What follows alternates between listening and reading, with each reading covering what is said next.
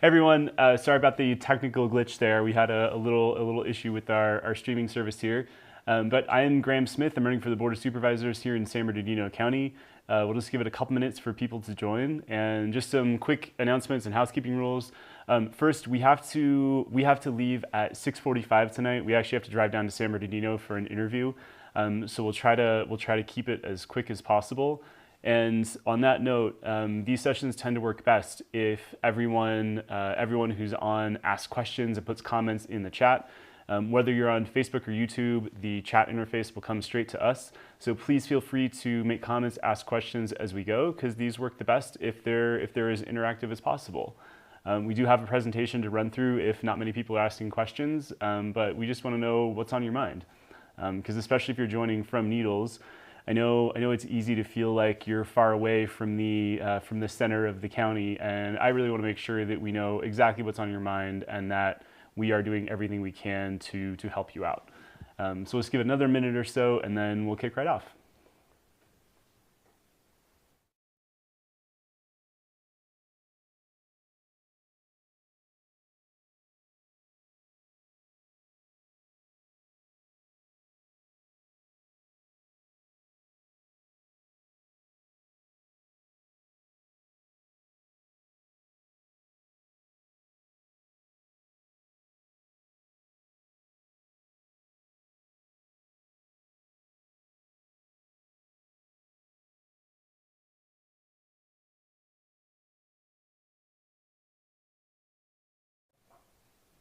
Okay, let's kick off. As I said, my name is Graham Smith. I'm running for the Board of Supervisors here in San Bernardino County's District 3, and welcome to our town.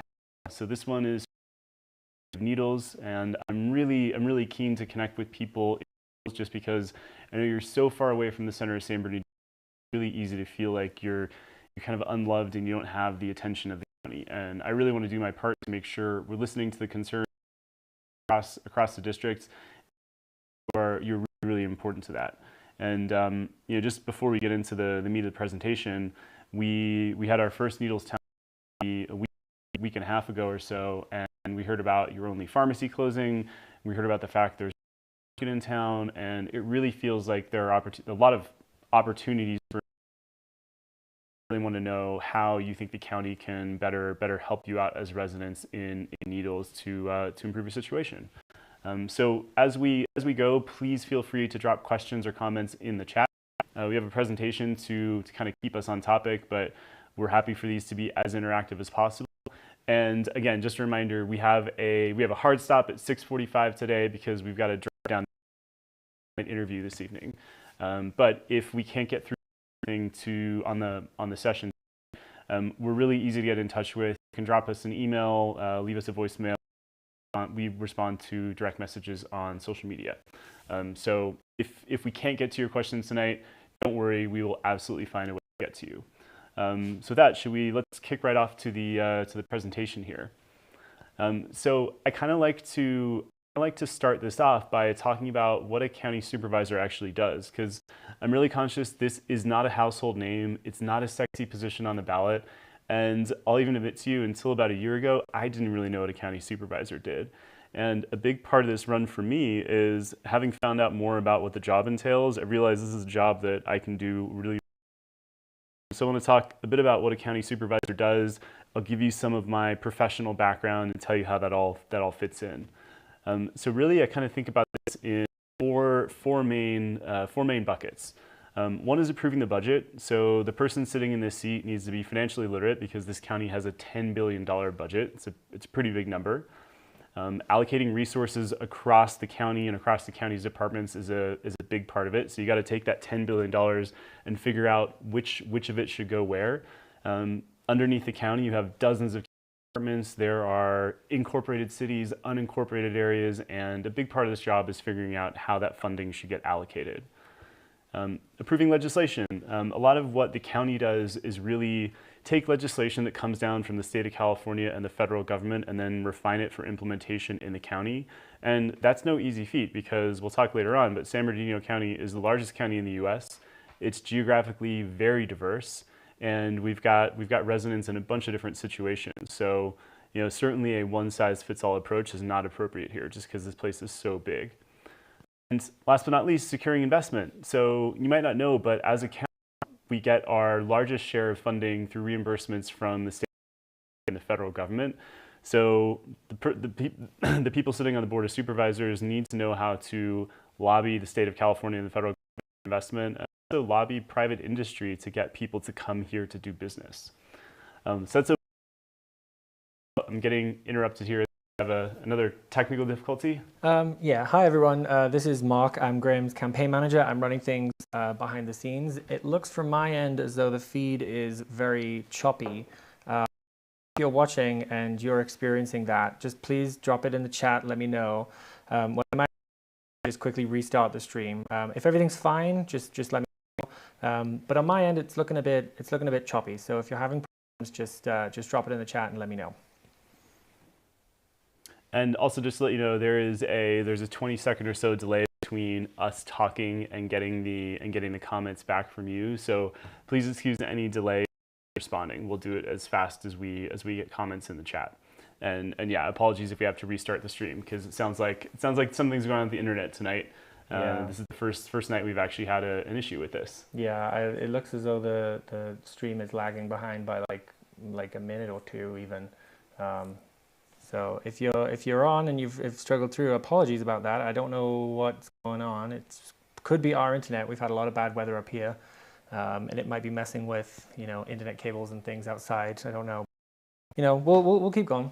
We'll keep going. We are. I mean, just so you know, we are in rural, unincorporated San Bernardino, up in the San Bernardino mountains up here.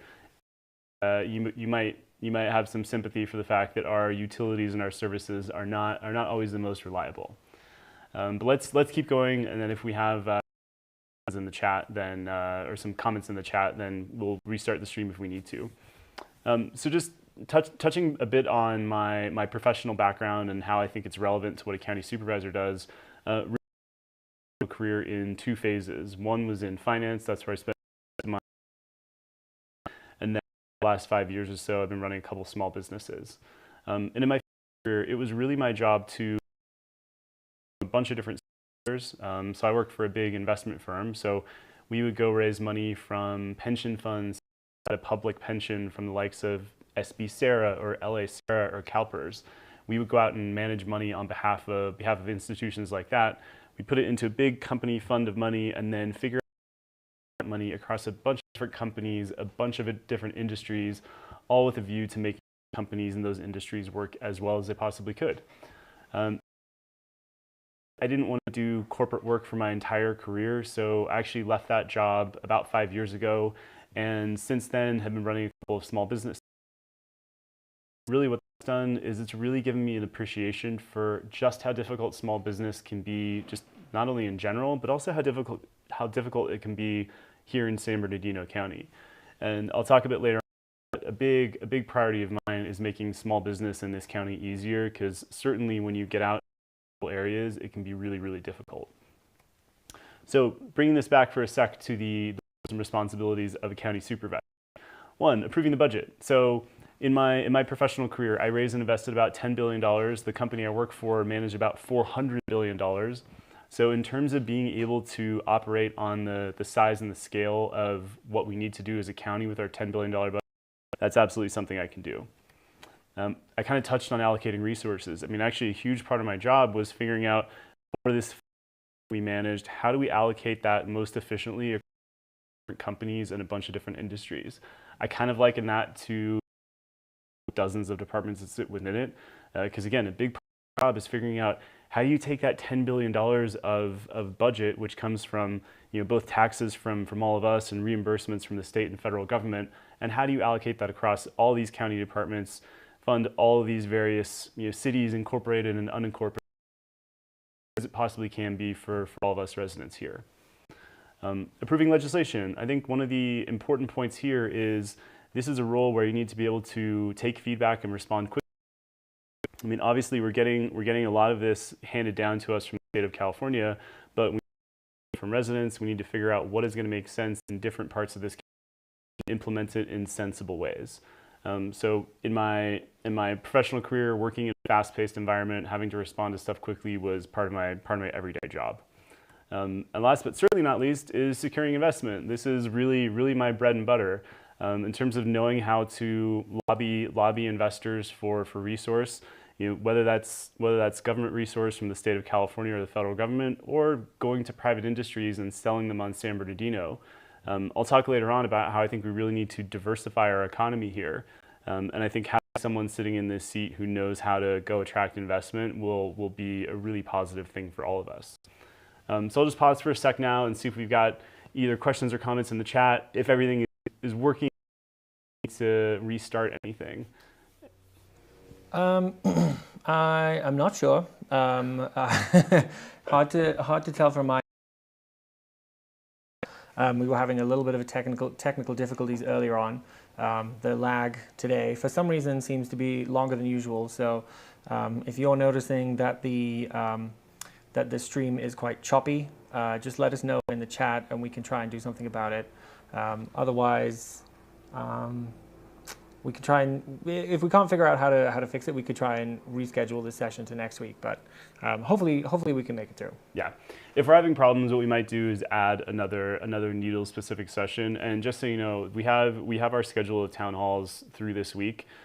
We are going to add some more between now and the primary. I think what we might do is just have them combined for all regions in the district. But if you are from Needles and you want a specific session for Needles residents, please let us know and we'd be happy to add. Same on social media, just in case there are issues with this session in particular. So any comments in the chat before we continue? No, I think we're good to keep going. Okay. So if you didn't know already, San Bernardino County is the largest county in the US, and it's 20,000 square miles, and District 3 is about half the total size of San Bernardino County. So it's a really hard area to manage because we've got urban areas like the ones down the mountain from where we are. We've got the mountain areas where we're sitting this evening, and desert regions, both incorporated and unincorporated. It's a really, really big and really varied landscape. So certainly managing it is tricky, and a one-size-fits-all approach does not make sense here, because even among the desert regions, they're so different from one another. And a big part of doing this job well is making sure that we're talking to residents frequently, getting feedback, and making sure the county is doing its job to implement legislation that makes sense for everyone in all these specific areas, and is doing its best job to lobby on behalf of residents across this whole district. And that is no easy feat because it's just so big. And because it's so varied, I think District 3 is actually the trickiest one to manage. And you kind of see the borders on that map there, but really it starts at the southwest corner in Redlands, Highland, Loma Linda, cuts up to Barstow, and then goes all the way to the border where you are in Needles. So it's a lot of ground to cover. So now I'd like to just talk about my county-wide priorities. So certainly because this district is so big, we have different versions of this presentation geared toward people in different parts of this district. But in terms of the county level stuff, I think there are some things that we all should have a vested interest in seeing improved here. One thing you're going to hear me talk about a lot, I come back to this all the time, is financial responsibility. I think it's hard to go a couple weeks in this county without seeing headlines in the papers alleging financial misconduct, some kind of corruption. It just seems to be an accepted fact of life here, and I personally think it's high time that changes. I absolutely have a professional background that can help here, and I really want to do my part to make sure that our finances in this county are buttoned up and above board. And I think we have some work to do in that area. I touched before on diversifying our economy. It might not be front of mind in Needles, and it's certainly not even front of mind for a lot of our neighbors up here in the mountain communities. But as a county overall, San Bernardino has a huge reliance on the transport and logistics space. So if you're in one of the incorporated cities down the bottom of the mountains where we are here, you'll notice they're full of warehouses. And upwards of 10% of the population of San Bernardino County now works in the transport and logistics space. And I think it's really important we think about ways to start diversifying our economy, because we have so much reliance just on this one sector. It means a couple things. One, transport and logistics is what's called a cyclical sector overall, which means it tracks the broader economy. So the next time our economy dip, we're going to feel it really hard here. And the other thing I talk about a lot is a lot of these jobs are, well, both non-unionized and also first in line to get replaced with robots and automated technology. And I do think we're at risk of seeing a scenario in San Bernardino County where a lot of these jobs go away because they're replaced with automation. And we're going to have to deal with the consequences of that because we're going to have lower tax revenue overall. We're going to be paying out a lot in terms of unemployment benefits. And I think it's important we start to think about this. I don't think we need to stress, but I do think we need to think about it, and we need to start figuring out what other industries we can start bringing to San Bernardino County. One thing I talk about a lot is thinking about a big investment in renewable energy infrastructure here. I'm really focused on making sure that is on land that's been disturbed already, and actually warehouse roofs are a great example of that. And one of the reasons I talk about that so much is renewable energy and energy jobs overall are often unionized. They're not in line to get recognition, and as a society, our demand for energy is going to continue to grow. And we certainly have the disturbed land for it here. We have the climate for it, and it's something I think we should really consider. That's just one of many ideas, but a place to get us started. Next, our relationship with the state and federal government, I think, is at an all-time low right now. I don't know if you're even aware, but in 2022, there was a measure on the last ballot to study secession from the state of California. The idea behind it, I think, is positive in the sense that the whole premise here is to try to get us more resources from the state of California. But I don't think it's a productive relationship in the state with secession in order to get us more resources. And I've talked about this a lot, and if you have some time to check out some of the videos I put up on YouTube and the various social media platforms, I go into a pretty deep dive here. But the punchline is we haven't gotten more resources. It hasn't worked for us. We're continuing to waste county taxpayer money and employees on this study, and I think it's time we stop that. And I'm certainly focused on finding more productive ways to get resources from the state of California and from the federal government. And again, I got a lot of content online that gives you some ideas for at least how I think about doing this. And I think as a related point, one thing I'm really focused on is restoring trust between our local county government and residents of the county. If you're in Needles, I'm sure you'll probably have some sympathy with this. Again, losing your only pharmacy, having no grocery store. It's really easy to feel like the government here doesn't have your back. I mean, a whole reason, the main reason that I even considered running for this office is I live in a rural part of San Bernardino County. We're up in the mountain regions. We all got buried in snow last winter, and really the county wasn't there to take care of us. So I'm really focused on finding ways to make sure that the county has a positive relationship with its residents. I think one way we can do that is really expand the network of municipal advisory committees across the district. If you don't know what those are local groups set up across the district, really meant to be a conduit between local residents and county. And it's a good way for the county to have a view in terms of what's going on in all of the various far-flung places in San Bernardino County, and in particular District 3. So that's a big priority of mine. Reestablishing and expanding that network of MAC committees across the district. I'm just going to check Mark and see if we've got any questions or comments before we move on to some local priorities. No, we got a call tonight. Okay. Just a reminder, I know there was a bit of a lag. Graham's live feed and what gets streamed through to Facebook and YouTube. If you're having issues or if the feed is choppy, let us know in the chat. Haven't had anyone comment that, so maybe we're okay.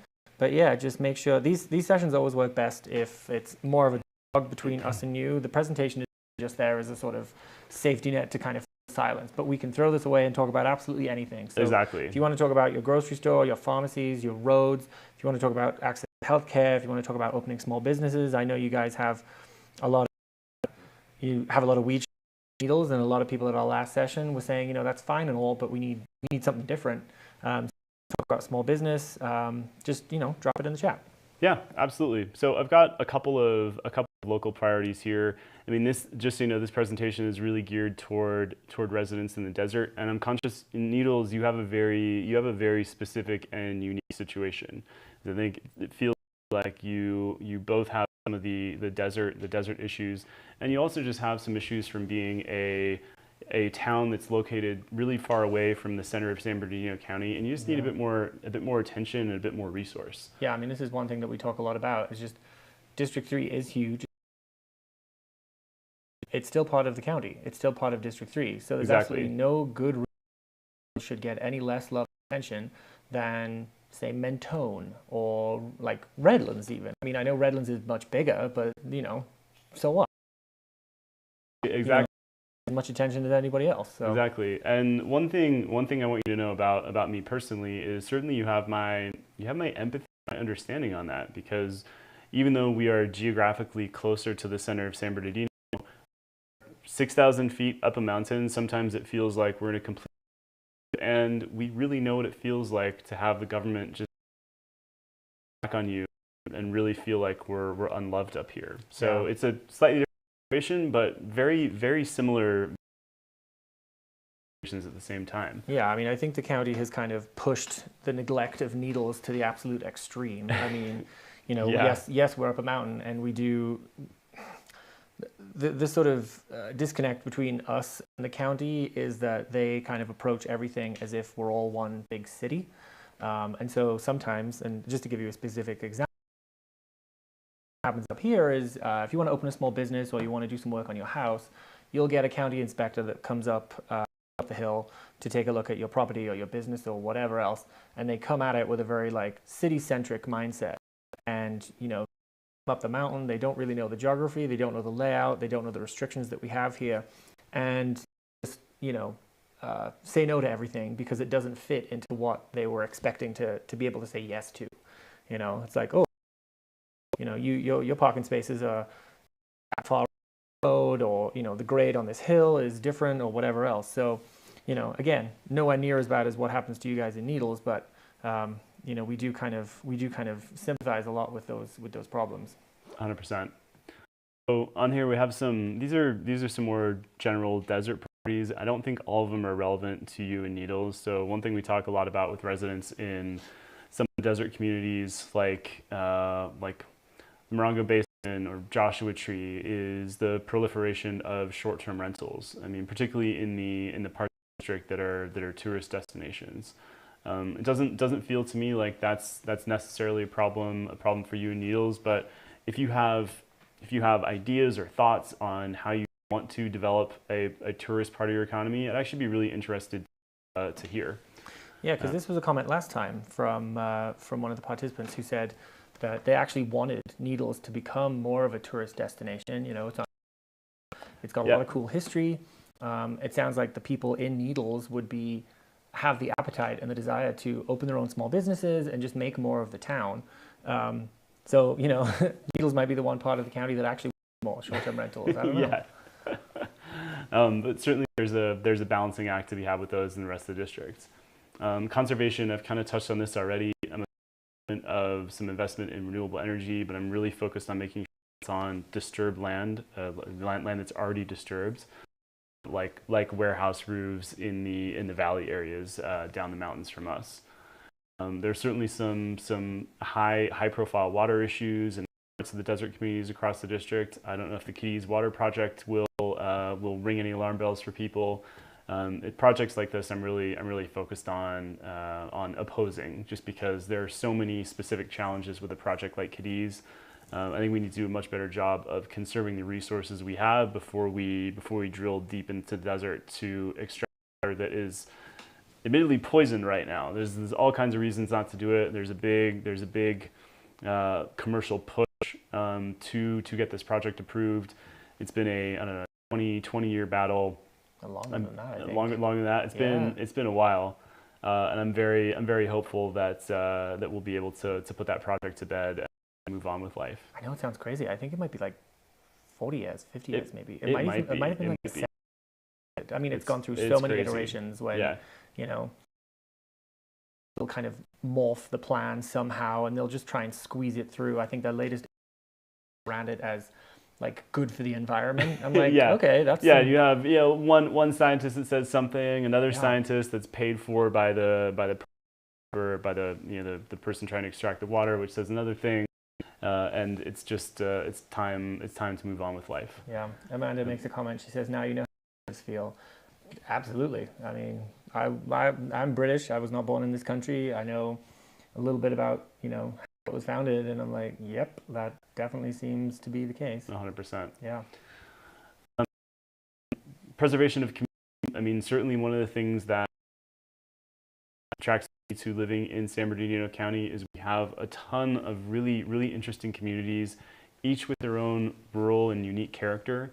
And we live up in the mountains. We spend a lot of time in the desert, and it's really important that we find ways to support all of our communities in a way that makes sense for them.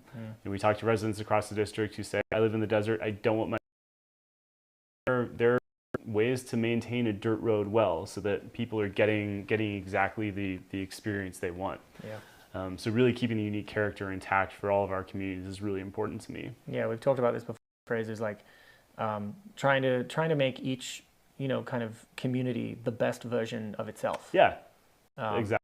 Because I think sometimes it's very easy to think that the county is going to come in and just sort of,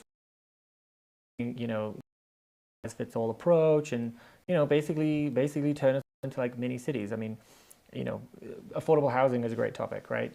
The county has a lot of relationships with property developers, and yet somehow we can't make affordable housing work. And I think the problem is we're trying to implement affordable housing solutions that work well in one area in a completely different area.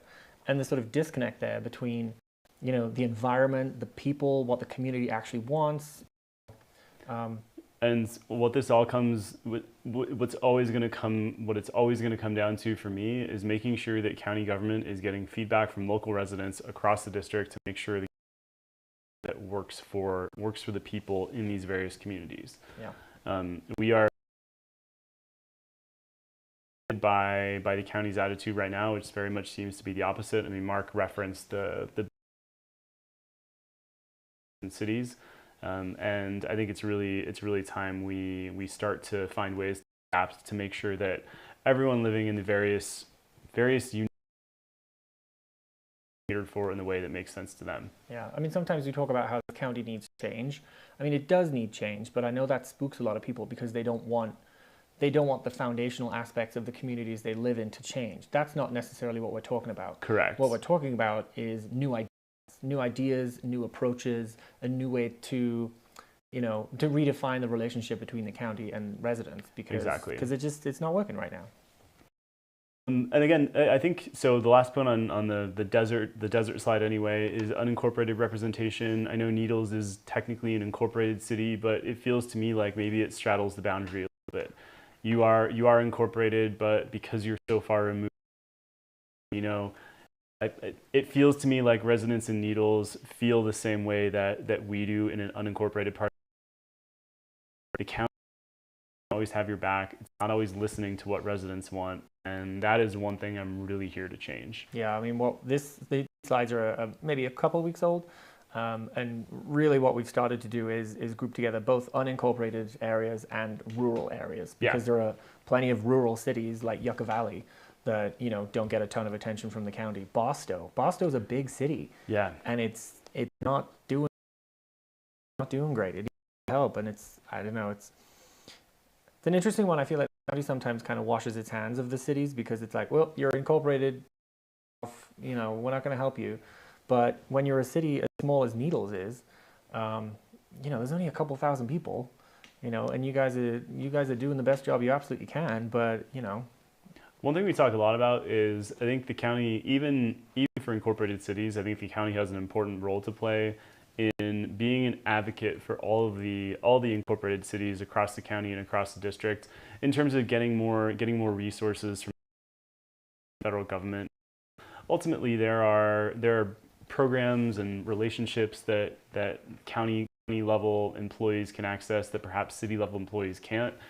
I think it's incumbent upon county government to make sure that we are doing everything we possibly can to get for residents across the district, whether you're rural, unincorporated, or incorporated. It's certainly a big job, but it's something for. So why don't we, do we have any other comments in the chat? Okay, so I'm going to quickly give you some of my personal background just so you have an idea of why I'm actually doing this. So I've had a lifelong connection to San Bernardino County, in particular to the 3rd District. So the living room I'm sitting in tonight is a cabin that my grandparents built 50 years ago. So I've been coming to this very house my entire life. We have a family little dirt plot site in Lucerne Valley, just north of here. Again, I've been going to since I was a kid. I learned to rock Joshua Tree, so a really long and deep connection to, in particular, District 3. But I haven't always lived here, and one thing that I like to tell people about is one thing I'm really trying to do with this role to the Board of Supervisors that perhaps it hasn't seen before. So I grew up at Topanga, rings a bell for I stayed in LA for school. We have a point on here about that. And then I actually spent 12 years living and working abroad. So I lived in London for 12 years. So a lot of that finance and investing experience I had happened in Europe, happened across a bunch of countries. So I'm really trying to bring some perspective to this role. Because I really think an important aspect of supervisors is providing perspective and challenge on all kinds of issues that are coming across the board for review. Having that wide background of experience is actually quite helpful here. Yeah, I mean, we talk a lot about how it's not the supervisor to run those departments. They don't need the expert knowledge to actually run the department, but they do need to know, and they do need to be able to get up to speed quickly enough that they can ask important questions. Otherwise, we have, unelected officials just making all of the decisions. No representation from the voters. 100%. And then lastly, I'm just a regular guy. In my free time, I like to tinker in the workshop and cook. Not that I've had time recently because the campaign has been so full on, but I'm just a normal person. And on that note, I've never had any aspirations to be a politician. And I think that's a really important distinction between me and frankly everyone else in this race and a lot of people in county, state, and federal government. I am for a couple reasons. So first, when we moved up here full time 4.5 years ago or so, we really started to realize how dysfunctional aspects of the county can be. Whether that is a new business, in particular a small business. We have some friends who've been trying to open a 15-person tavern for 3 years. Talk to residents trying to improve their houses, like same over and over again, which is the county makes life really, really difficult. Again, particularly for residents in and then to head during the snowstorms. So I think you probably might remember if you saw the news, we all got buried in snow up here about a year ago. And after being stuck in our houses and not hearing anything from I really led the charge on getting us some more attention and some more resources. And that was the first time that I really got really involved with my local community. I really enjoyed the community service aspect of it. And almost as importantly, as I started to understand more about the job of county supervisor, I realized this is a job, not only can I do really well, but I got a lot to add in here. So that was the time I ever started thinking about this seriously. So just summing up on me really quick. I mean, look, of course I'm going to say this, qualified candidate to apply for this job. I mean, given we have a $10 billion county budget, we get so much money from the state of California. The state of California now is in a big budget deficit. I think it's really important we've got someone on this board who's got really strong financial skills, because it's going to be harder for us to get more money from the state of California. We really need someone on the board who knows how to lobby for investment and get the most out of the $1 billion is a big number. These are numbers I'm absolutely comfortable dealing with. I think there are areas for improvement that will mean all of our lives are potentially a little bit better. The whole California thing is really important because it's got a few different facets. One is, quite frankly, you might need a new who wasn't embroiled in the whole secession thing, because politics is all about relationships, and even though we need the money and the people of San Bernardino deserve their fair share of taxes to come back here, not everything is completely impartial, and relationships, and quite frankly, supervisors has soured relationships with this political pulled. So that's one thing. The other thing is, if the state of California is going to get more money, we have to find that money somewhere. Exactly. So the next and that's why you. So, you know, this is something we actually haven't talked about much, this particular aspect of it, but head is you really are the best candidate for this job right now, because the other two candidates, serious candidates, are political insiders, and their relationships will only get them so far when the California purse is completely empty to private industries, and that's where this money realistically. Exactly. Yeah, so I mean, one thing that's important to note is even though I left my last corporate job, I'm still on incredible terms. Not only the I used to work for, but I've got so many, both in the U.S. and frankly abroad, in terms of, you know, firms that have big investments in private companies. I can get access to a ton of industries through that network. So when it comes to lobbying people, selling them on San Bernardino County as an investment opportunity for private business, something I can do really well. That was a core part of my job for about 15 years.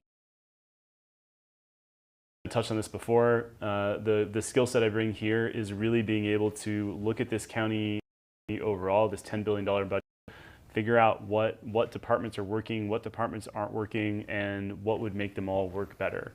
So really, it sounds boring, but being a professional allocator of resources is something I did for a long time, and it's something that's a big part of this job. I mean, some aspects of the job are supposed to be boring. You know, yeah. one thing we've come up against in this campaign a lot is just people expect a politician, expect you to make outrageous statements, especially these days when politics becomes so spicy. You know, they expect you to have extreme views on everything. They expect you to like jump up and shout about everything and blah, blah, blah. But it's like the job is pretty mundane, right? It's financial, it's legal, it's, you know, allocation of resources. You have to connect with people, and that's something that I know you're going to be very good at. But at the end of the day, you don't need someone who's just good at campaigning and, you know, shaking hands and kissing babies. You need someone who knows how to do the job. You need someone who can sit down with a spreadsheet and be like, these numbers don't look right. You know, that is the job. Yeah, I mean, even now, I spend a lot of time going through our county's budget, and there are so many areas of question. And I think you know, one thing we've really seen from everyone sitting on the board of supervisors right now is certainly all financial matters get pushed off to the county CEO. And I don't know if anyone on this call has got some background in terms of what happened with our previous county CEO, but there were, you know, again, allegations of corruption, bullying. I mean, he was allowed to leave on good terms. He was actually paid for a full year even after leaving. After having, what's that? He got a raise. Got a raise. I mean, after having inappropriate relationships with subordinates, bullying people, and really the board had all their trust in this one individual because, you know, quite frankly, I don't think we've got other members on the board who really know how to question the numbers coming out of the county CEO. Yeah. So, you know, certainly if you think there's a need for some independence for an elected representative to have the ability to go through and question some of these aspects, then I'm the only candidate who can credibly deliver on that promise. The experience that I gained in my professional career, I did not learn on the job in a political environment. I think one thing that's important to note is I'm no stranger to politics. I mean, some of these firms I used to work for are some of the most highly politicized environments you could imagine. So I get asked a lot, you know, how are you gonna operate in a political environment? I'm like, I actually know how to do that. I've operated in political environments for a long time. They just have a slightly different flavor to the one I'm effectively applying for right now. But in terms of those hard skills, that's something that takes a long time to develop, and you don't sitting on a government board. The current supervisor keeps making a comment. It took her a full term to learn what this job was. We don't have that kind of time. And this is the problem when you elect someone who really isn't qualified for the job. Yes, which, by the way, I think that's a crazy statement to begin with, because there are rocket scientists who, you know, have an extremely complicated job that don't take that long. Can you imagine? Have you ever had a job where your probation period was 4? That kind of leeway and that kind of time frame to figure out what the hell it is you're doing? Yeah, I mean, a huge part of my previous job was actually like having to understand something quickly that I've never. Just to give you a quick anecdote, day to day, a lot of it would be. What's that? 643. 643. Okay, a lot of it would be just having to respond to stuff really quickly and becoming an expert on something you had no idea about before. So that is, again, that's a really core skill set of mine. Yeah, and just looking at the clock, I'm gonna put it onto the last page and just check if we've got any final questions or comments in the chat. Just a comment that saying, let's find somebody who cares about sustainable development, affordable housing, and county. I think that sounds like a great plan. It does to me as well. Particularly the keeping people in the county point there, because every time Graham's family lives in LA, and every time we go to LA and come back, it kind of strikes me and both Graham.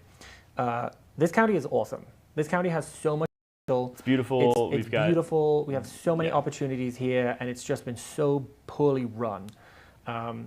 It really does just take a couple changes at the Board of Supervisors level to turn this thing around and to create a version of San Bernardino that we can all be proud of. That's unique. Absolutely. It's not sitting in LA's shadow. We're not having to get lumped with Riverside County every time because we're always referred to as the Inland Empire. Like, I think we can stand on our own two feet. We're San Bernardino. We have some incredible stuff here, but I think it's going to take some strategic leadership to figure out how to make the most of it. And to the commenter's point, make sure that we keep people here and have a really well-oiled machine, a diverse economy. Like this is really important to me, and is something I know I can deliver in this role. Yeah. Okay, so we do actually, because we have a late night interview down the hill. So if there are any other questions you have for us, we have again the full schedule of town hall regions. We will publish a town hall schedule for the next 3 weeks between now and the primary, which again will probably be the whole district together. But please feel free to join any of those. And if you've got any other follow-up questions, again, join the town hall, drop us a line on social media, drop us an email, give us a call. We are here for you. Yeah, you can also drop a question in the chat for this video. We will go back and look at them. Yes. Even though we would love to have been able to respond to questions live, but as Graham mentioned, we do have an interview that we have to get to. But we will respond to the comments. In the meantime, if you're registered to vote, the ballot should already be in your mailbox. So if this all sounds good to you, just go fill out that bubble next to Graham Smith, and just tell all your friends and family. That's the most helpful thing people can do right now, is just spread the word. So with that, I'll do a quick sign off because we got to go. So thank you so much for joining this evening, and we will be in touch with everyone very soon. Well, we got one last question from. Do you feel strong enough to win? Do I feel strong enough to win? Yeah, absolutely. So in terms of fundraising, we're neck and neck with the other serious candidate here. We've been getting out around the district. We've been having a ton of these virtual town halls. Hopefully people have seen our advertising. So we've got a full set of digital ads that have gone out in the last couple weeks. Hopefully you've received, if not our text campaigns, our Facebook and Instagram ads. We've reached 1,000 people through those ads over the last month. That was 350,000, and that was as of last week. So yes is the short answer to that question. We have, but seriously, on that note, the most helpful thing is just word of mouth, name recognition. So please tell your friends and family, invite them to a town hall, have them follow on social media. That's where we do a ton of our issues-based communication. Really using social media and the website as a medium to communicate issues and what we're thinking about. I want people to know exactly how I think, exactly how I'm going to behave if I'm sitting in that seat. And there's all kinds of resources on platforms. And James, sorry, that was when I said LA. That is Graham's family. Graham's parents live in LA. But Graham lives in District 3. He's lived there for 5 years, full time. Yeah, almost 5 years. Yeah. We're actually shooting content. We're recording this in a house his grandparents built in the 70s. His aunt, his uncle, his cousins have all lived here. Both sets of grandparents have lived in District 3. They lived up the mountain and then down in Redlands. He is a District 3 candidate through and through. 100%. Yeah, connections here since before I was born. Yeah. So yeah, I've always. But a good question, because there are questions. There are a couple of races in this county and candidates in some of these races. That is where it's not so clear. That is not the case. But no, I'm talking to you from the San Bernardino Mountains, just close to Lake Arrowhead. a 50-year-old cabin my grandparents built. So I am 100% here. Yeah, where you've lived for the last 5 years. Yes, exactly. Cool. Okay. Okay. All right. We have to shoot. Thank you so much, everyone. Sorry to keep it quick this evening, but please drop us any follow-up questions online, and we'll absolutely get back to people. Okay. All right. All Good right, night, everyone. everybody. Thanks so much.